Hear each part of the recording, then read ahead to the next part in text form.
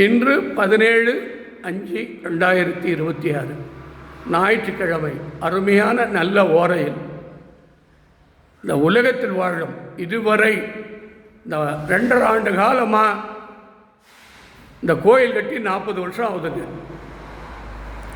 இப்போ வர ஆடி திருவிழா 25வது வருஷம் ஆடி திருவிழா. 25 வருஷமாக நவசக்திக்கும் பத்ரகாளிக்கும் பூஜை நடத்திக்கிட்டு இருக்கு. 4 வாரமாக சரியான உத்தரவு இல்லைங்க. ஆனால் நீங்கள் பூ விழுந்திருக்கோம், பழம் விழுந்திருக்கோம், உங்களுக்கு மகிழ்ச்சியாக இருக்கும், எனக்கு மகிழ்ச்சி இல்லைங்க. கடவுள் உள்ளார்த்தமாக எனக்கு தெரியுங்க. அதனால் நான் உங்களை ஏமாற்ற விரும்பலை. அதனால் இந்த 4 வாரத்தையும் சேர்த்து இப்போ நான் படிக்கிறேன். இப்பொழுது என் அன்புக்குரிய அன்பு தாய், என் பாசமிக சகோதரி, லண்டனில் வாழும் வச்சலா. ஏமா வச்சலாவுக்கு அவ்வளோ சோதிக்கிறேன், உடம்பெல்லாம் பிரச்சனை, அவளுக்கு தீய சக்தி, கண் திருஷ்டி எல்லாம் அனுபவிக்கிறாம்மா. பணம் இல்லை, வருமானம் இல்லை, பிள்ளைகளால் பிரச்சனை, குடும்பத்தில் நிம்மதி இல்லை. வச்சலாவுடைய மகன் நரேஷ் 23 வயசு, படிக்கிறான், காலேஜில் படிக்கிறான். தப்பான நண்பர்களோடு சேர்ந்து குடிப்பழக்கத்தில் தன் வாழ்க்கையும் மனசையும் கெடுத்துட்டு அவஸ்தைப்படுறான். அவங்க தாய் கதறா, துடிக்கிறா, பையன் இப்படி போயிட்டானே, இப்படி பண்ணுறானேன்னு பெத்த தாயும் தந்தையும் கதறாங்க. அதை தொடர்ந்து வச்சலாவினுடைய மகள் இந்துஷா, வயது 19, காலேஜ் படிக்கிறான். அவன் நல்ல யூனிவர்சிட்டியில் படித்து நல்ல வேலைக்கு போய் நல்ல வாழ்க்கை அமையணும். அதை தொடர்ந்து வச்சலாவினுடைய 2வது மகள் நிகாஷ், 17 வயது, காலேஜ் படிக்கிறான். அவனும் நல்லா படித்து நல்ல வாழ்க்கை அமைந்து அவங்க குடும்பத்தை பார்த்துக்குமா. வச்சலா குடும்பத்தில் ஏதேனும் பில்லியா, சூன்யா, காற்று, கருப்பு செய்வினை இருந்தால் அனைத்து நிவர்த்தி பண்ணேன். அதே மாதிரி லண்டனில் வச்சலானுடைய உயிர் நண்பர், என் அன்புக்குரிய திருமதி துஷந்தி, அவங்க கணவர் சரவணபவன், மகள் ஆர்த்தி. ஏமா ஆர்த்தி இப்படி சோதிக்கிறாய? மனநல பாதிச்சுட்டு மென்டல் மாதிரி அவள் பிறந்த பிறப்புக்கு அர்த்தம் இல்லாத போயிடுச்சு. உன் பாதத்தை தொட்டு தோன்றமா, போன ஜென்மத்தினுடைய புண்ணியத்தை நீக்கி, பாவத்தை நீக்கி, கர்மாவை நீக்கி, தோஷம் நிவர்த்தி பண்ணி அந்த ஆர்த்திக்கு மனநலத்திலிருந்து விடுபட்டு நல்ல வாழ்க்கை அமைச்சு நல்லா படித்து அவளுக்கு ஒரு நல்ல வாழ்க்கை ஆரத்திக்கு அமைச்சு கொடுக்கணும். அதுக்காக அவங்க அம்மா துஷ்வந்தியும் அவங்க நண்பர் வச்சலாவும் இருகரம் கூப்பி உங்ககிட்ட வணங்குறாங்க.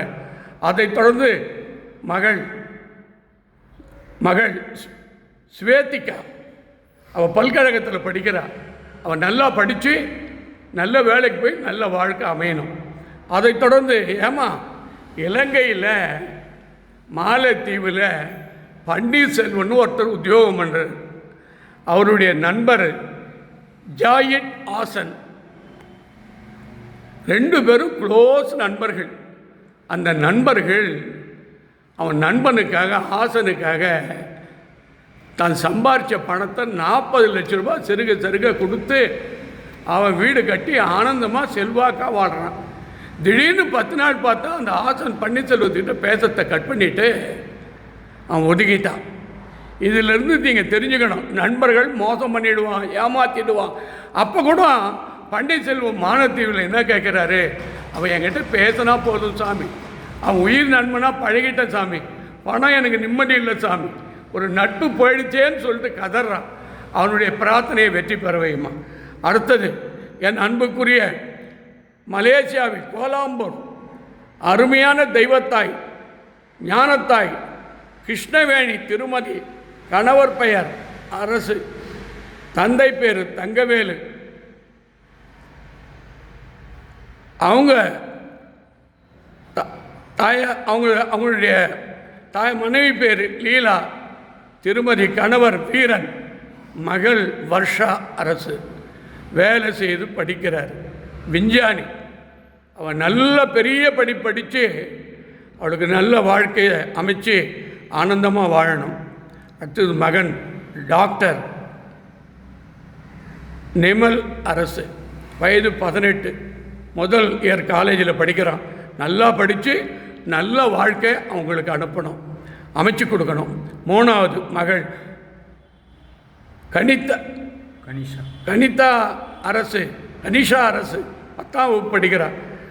நல்ல படித்து நல்ல வேலை கிடைக்கணும். அவங்க கணவர் அன்புக்குரிய அரசுக்கு அரசியலில் நிற்க போகிறார். இலங்கையில் கோலாம்பூரில் அவர் வெற்றி பெறணும். அவர் ரியல் எஸ்டேட் பிஸ்னஸை சரி பண்ணணும். அவங்க குடும்ப பிள்ளைகள் பல்லாண்டு வாழ்ந்து இந்த 9 கிரகணம் துணையாக இருந்து அவங்களுக்கு நல்ல புரியணும்னு நான் வேண்டிக்கிட்டு இந்த பூஜையை நிறைவு செய்கிறேம்மா.